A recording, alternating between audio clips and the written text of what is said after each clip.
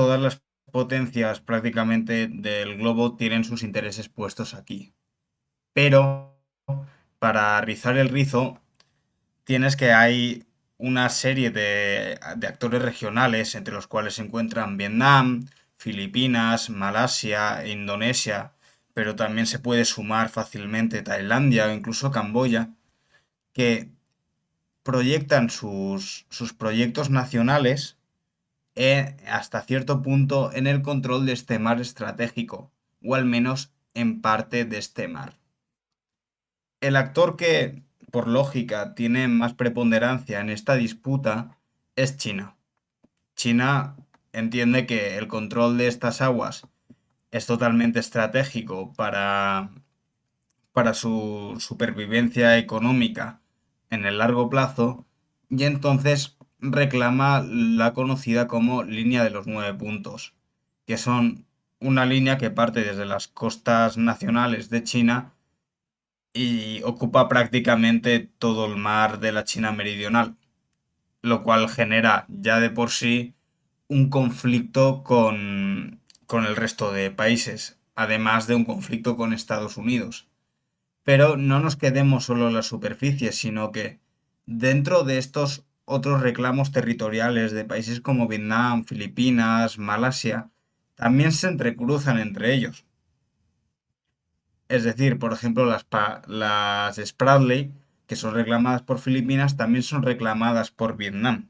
Y cada uno de estos actores entiende que el control de estas secciones del mar, de este mar, sirve para apuntalar su propia cohesión interna. Y si queréis, procedemos a darle un poco más de una perspectiva desde Manila a todos estos sucesos que han estado aconteciendo estos últimos meses. Sí, sería ideal, yo creo, si damos la perspectiva tailandesa y damos perdón, filipina y damos también la perspectiva china para entender un poco cuál es la mirada que ambos tienen, pues sabemos que la complejidad de esta región es que, es que todos tienen pretensiones que se cruzan entre sí.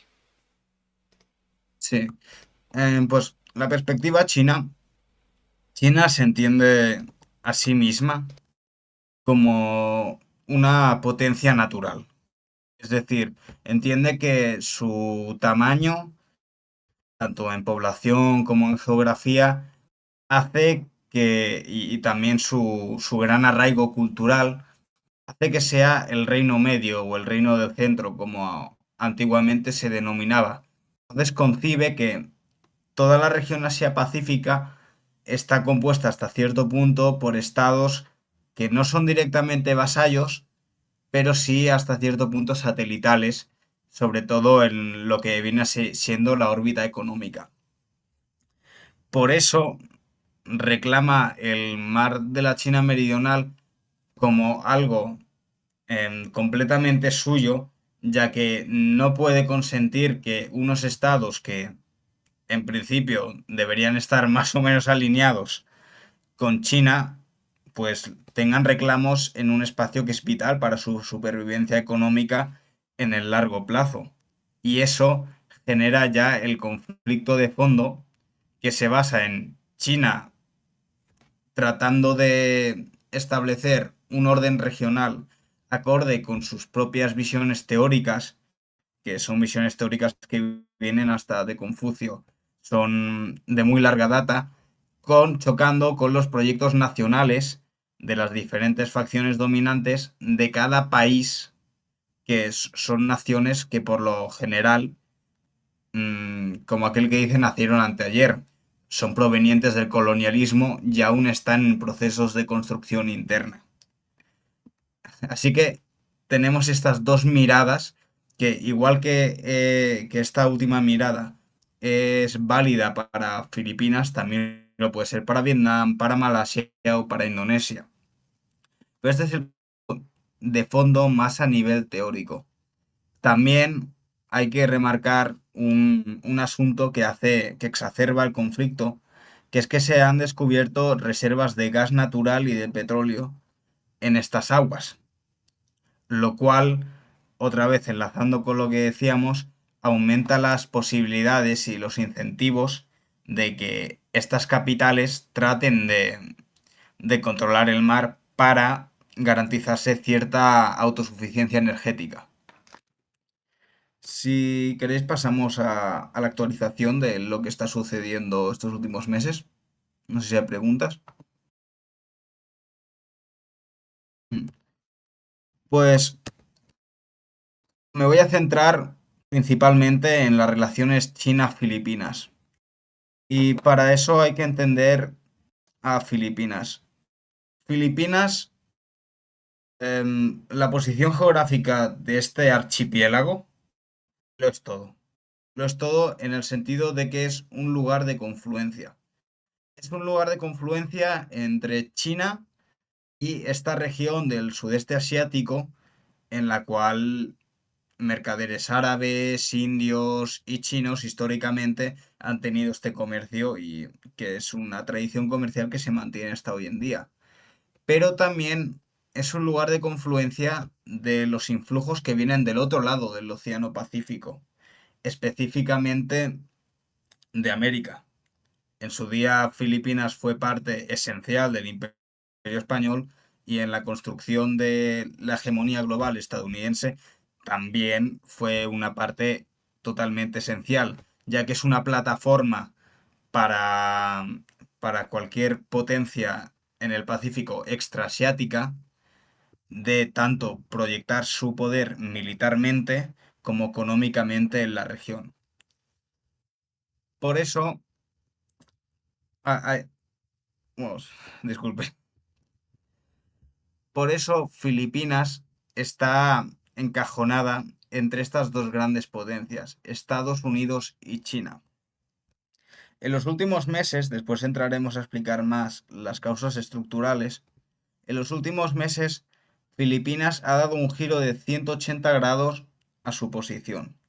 Con Rodrigo Duterte, Manila se acercó bastante a Pekín también por ciertos desencuentros con la administración, con la administración de Barack Obama, pero no acabó de cuajar las relaciones. Y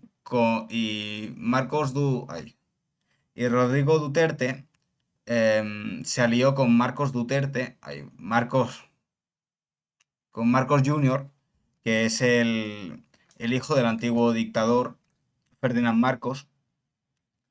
Y estos dos grandes pesos pesados de la política filipina han efectuado este giro de 180 grados hacia Washington, lo cual ha llevado que para 2023 se anunciara la ampliación de la presencia militar estadounidense en el norte de la isla de Luzón, la cual ayudaría en caso de una invasión a Taiwán a Estados Unidos a evitar que China pudiera rodearla completamente. Es decir, actuaría como una especie de cordón umbilical.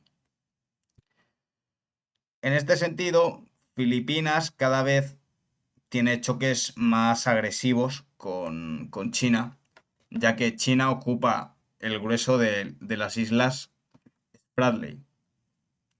Y esta última semana, barcos de las Fuerzas Armadas Filipinas han chocado con barcos de la Guardia Costera China en un enfrentamiento que se ha saldado con los chinos expulsando, sin heridos afortunadamente, a las Fuerzas Armadas Filipinas de ese atolón.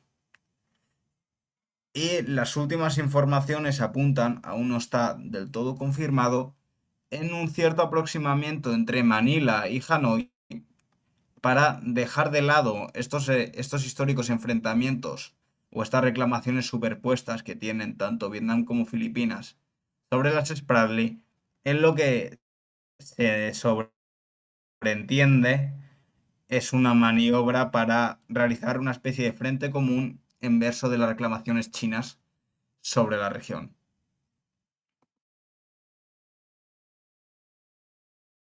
Nos preguntan por el chat, Alex, entre otras cosas, que por qué pensamos que la relación entre Duterte y Pekín no llegó a funcionar, más allá de estas cuestiones territoriales. Es una pregunta muy compleja, pero a grosso modo se puede resumir en lo que le pasa al grueso de naciones del sudeste asiático, que no pueden su propio proyecto nacional, porque al fin y al cabo Duterte no dejaba de ser un político nacionalista, em, no encaja en esta visión, en esta concepción de Asia-Pacífico que tiene China, en la cual China es el centro. Y no encaja porque, por ejemplo, Filipinas tiene una tradición bastante importante de cierto irredentismo que le llevó a conflictos sobre todo con Malasia por Borneo, o de valorización de ese legado austronesio que lo vincula también a Indonesia y a otras naciones del sudeste asiático como una especie de particularismo que los protege de estas potencias extranjeras que pretendían en su día colonizar, hoy en día establecer su hegemonía. Es decir, Filipinas, al igual que Indonesia, incluso Vietnam, son países que en su día sufrieron su propia revolución. La más conocida es la vietnamita, que derivó en la guerra de independencia y la guerra contra Estados Unidos y China, pero en Filipinas también tuvo su propia revolución filipina contra España en su día, y esta revolución se siguió desarrollando contra Estados Unidos. Y hoy en día las élites filipinas, que después entraremos de cómo se componen y cómo piensan, estas élites son herederas de esa revolución. Y por muy populista que seas y muchos enfrentamientos que tengas con Estados Unidos, la aceptación de esta hegemonía china en Asia-Pacífico no se puede realizar sin renegar hasta cierto punto de este legado revolucionario, de este proyecto nacional. Y nos hacen también una pregunta un poquito de contexto general, lo que yo creo que da un buen marco, que nos dice Sherlock, pues mira, de hecho nos hace varias preguntas, yo te las leo todas y las que quieras agarrar las agarras. Dice, ¿la Armada Filipina tiene capacidades relevantes o es un estado que depende de la Marina estadounidense? Y nos pregunta también si el crimen organizado sigue teniendo importancia en Filipinas o si lo de Duterte realmente ha funcionado. Y luego iremos con otras preguntas, que hay unas cuantas. Bueno, lo de la Armada Filipina tampoco no es mi fuerte en los ejércitos, pero sé que históricamente no ha estado muy desarrollada, sobre todo para lo que cabría esperar de un país insular. Lo que sí que se están realizando importantes inversiones o importantes compras de armamento anfibio, tanto a Estados Unidos como a Japón, al mismo tiempo que la presencia militar estadounidense en Filipinas. Así que, a mi entender, Filipinas sí que depende en buena medida de esta presencia militar estadounidense, pero sí está dando ciertos pasos impulsados hasta cierto punto por estos mismos para que adquieran cierta autonomía naval. Y en la segunda pregunta, la del crimen organizado, aquí entran las percepciones. Por lo que tengo entendido, por lo que he hablado con filipinos, que el crimen organizado en Filipinas es importante, sí, es relevante, no se parece en nada a lo que sucede en América Latina, no es clave. Y Duterte hasta cierto punto utilizó esta, esta inseguridad o este choque que hay entre el consumo de drogas y una sociedad que se caracteriza por una fuerte presencia del cristianismo católico como una escalera hacia el ascenso al poder, ya que Davao era una de las ciudades más seguras de Filipinas gracias a la política de básicamente asesinar tanto traficantes como consumidores de estupefacientes. Pero no es determinante para nada. Lo que sí que es determinante es la política dinástica, ya que como muchos países de la zona y también como herencia del Imperio Español, la política en Filipinas a la hora de la verdad se ve determinada por los encajes de poder que se dan entre diferentes familias con mucho arraigo territorial. ¿Tienes más preguntas? Sí, sí, sí, será por preguntas. Nos preguntan, por ejemplo, en qué punto están las relaciones Vietnam-China, que antes lo has deslizado, pero no sé si quieres dar un poquito de contexto histórico al respecto. Yo sé que es irnos muy atrás, pero al final las relaciones Vietnam-China son una de las relaciones más interesantes que hay en la región, por todo lo que se cruza, ¿no? También factores ideológicos, etcétera. Por cierto, gracias a Yatic por esas dos subs para no variar, para llegar a la meta que teníamos para hoy. Te lo agradecemos muchísimo. Gracias por el apoyo, como siempre, que además nos dices, Gracias. ando con mucho trabajo, que tengo que entregar dos informes y con plazo y preparar toda la matriz para Costa de Marfil. ¿Es porque te vas a Costa de Marfil o es que ya me he perdido con tus viajes? Bueno, ahora nos respondes en el chat. Mientras tanto, Alex, te paso esa pregunta respecto a Vietnam-China. Bueno, lo que hemos comentado anteriormente de esta relación tan turbulenta que hay entre esta visión de Asia que tiene China y sus vecinos, especialmente los más próximos a ellos, Vietnam es uno de los mayores exponentes de este mismo. Decía Ho Chi Minh en una frase famosa que cuando le recriminaban el negociar con franceses, decía, prefiero tragar 5 años de, no sé si se puede decir en Twitch, pero mierda francesa, a estar toda la vida tragando mierda china. Esa es la base de las ¡Qué relaciones gráfico! Vietnam.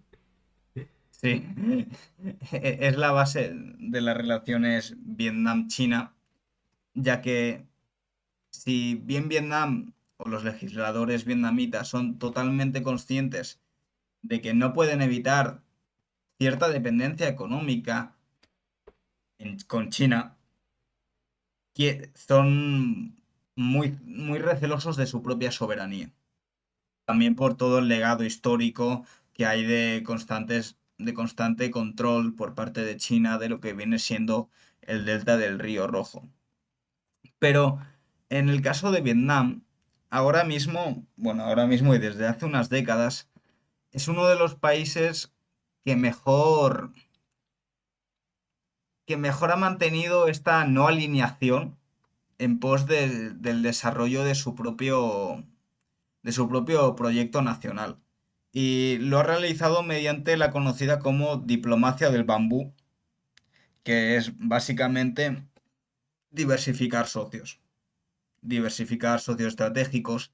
Y esto, si bien no tiene relación directa con China, sí se demuestra muy bien en lo que ha estado pasando esta última semana, en la que Putin ha visitado Hanoi y 2 días después se han presentado funcionarios estadounidenses para, para establecer negociaciones, ya que buena parte de las empresas estadounidenses radicadas en China están deslocalizando sus fábricas a Vietnam.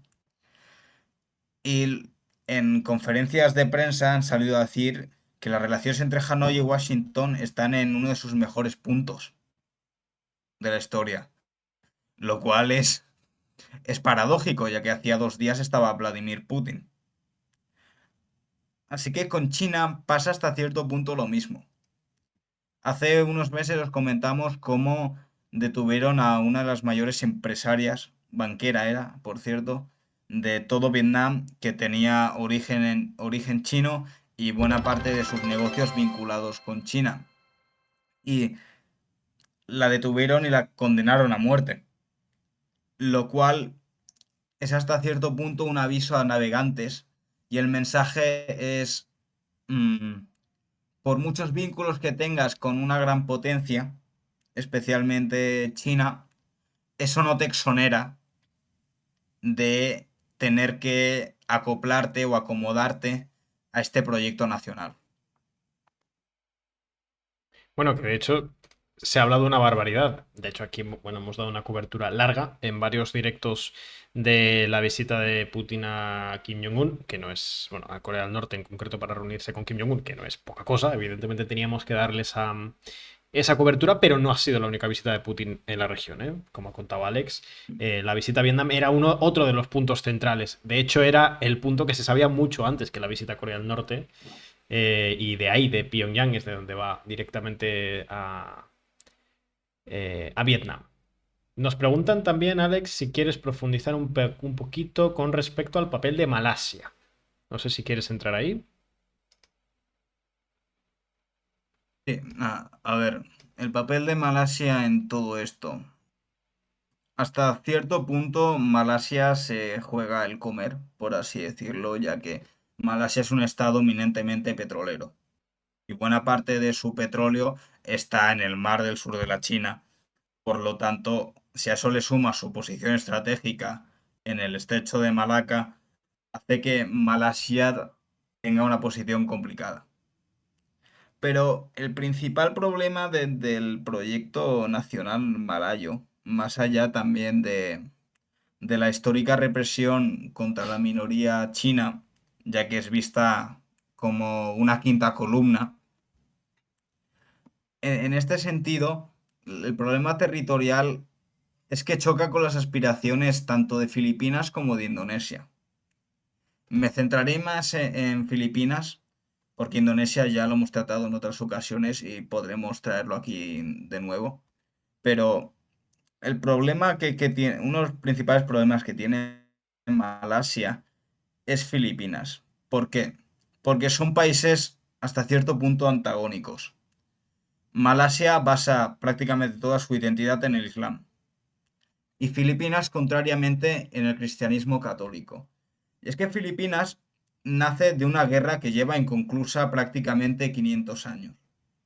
La historia de Filipinas es básicamente españoles con aliados latinoamericanos llegando al archipiélago y subvirtiendo el poder que tenían los sultanatos del sur de la isla de Mindanao, que estaban muy conectados con las actuales Malasia, especialmente Borneo, y en menor medida con las Molucas en Indonesia, subvirtiéndolo y apoyando esta conquista y este sistema colonial para establecerse en el poder.